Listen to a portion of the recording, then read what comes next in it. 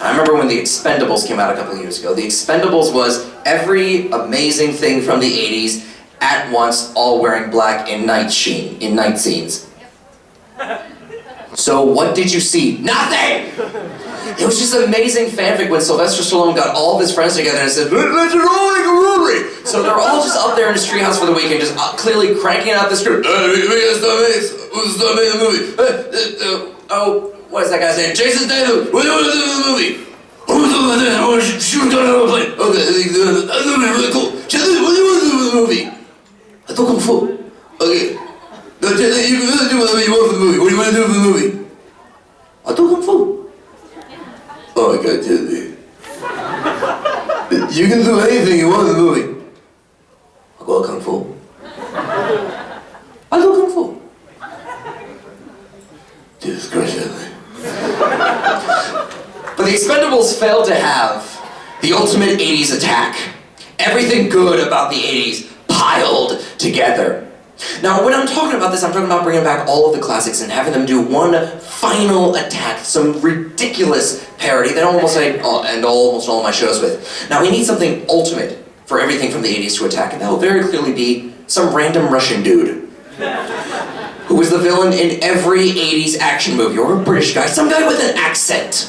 Up there in a blimp, he's just kidnapped a bunch of, I don't know, orphans. No, supermodels. Supermodel orphans! Alright! Something for everybody to beat up! And he lights a cigar off of a burning American flag, and this ultimate villain whom we're supposed to hate says the one line that gets everybody killed in the 80s. Go ahead and scream, because no one can save you now. Darth Vader, Betty White, and Voldemort would all die the moment they said that. If someone hears that, someone picks it up. You know who hears him? Clint Eastwood. So what does Clint Eastwood do? He picks up his phone and he makes 2 phone calls to Arnold Schwarzenegger and Sylvester Stallone, and he says, "Dear Arthur, my dentures are stuck together!"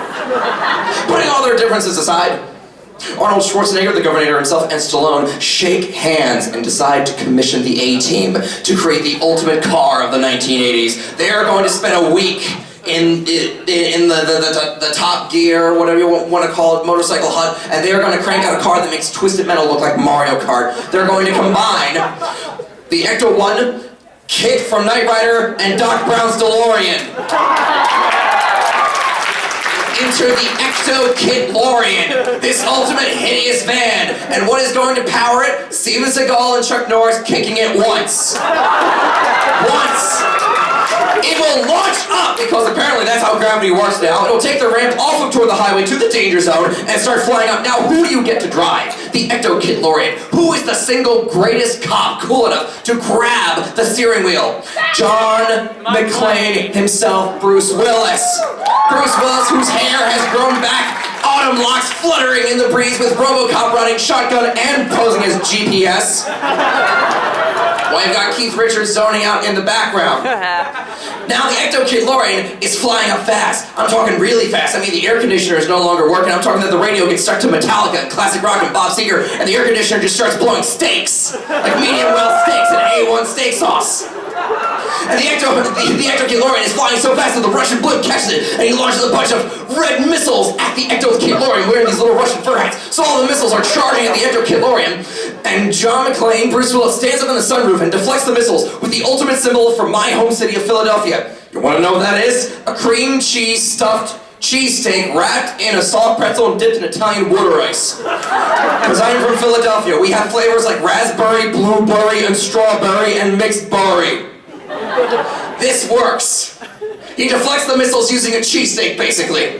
But the Ecto-Kit-Lorian keeps going faster and faster because the engine is powered by Jet Li and Jackie Chan kicking it because they're Asians and Asians are not affected by gravity. And the car keeps going up faster and faster and faster, so it starts breaking the sound barrier, then it breaks the other sound barrier, then it goes back in time itself to break its own sound barrier. Now it goes so fast, the heat, the extreme friction on the side causes the car to burst into flames, and the wings grow into flames, the flames become wings, and the wings solidify into Harrison Ford and Sean Connery,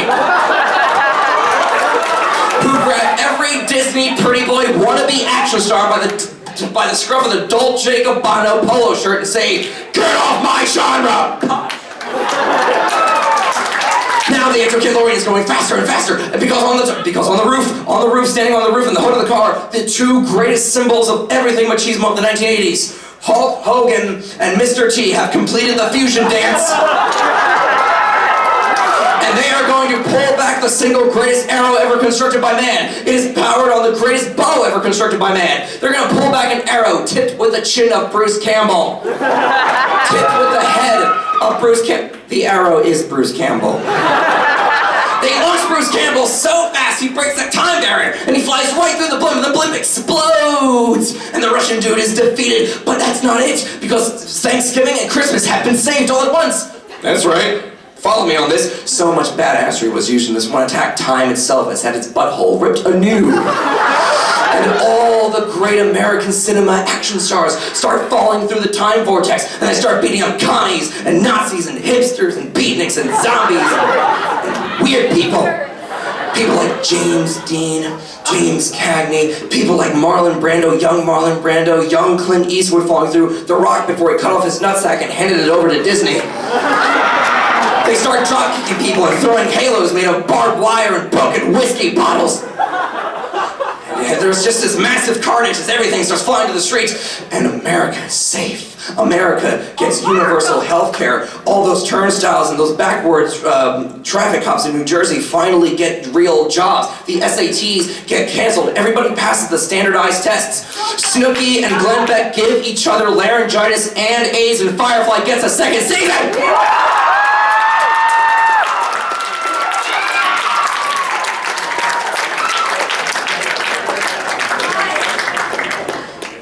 Now you see why I like the 80s so much. Remember the 80s?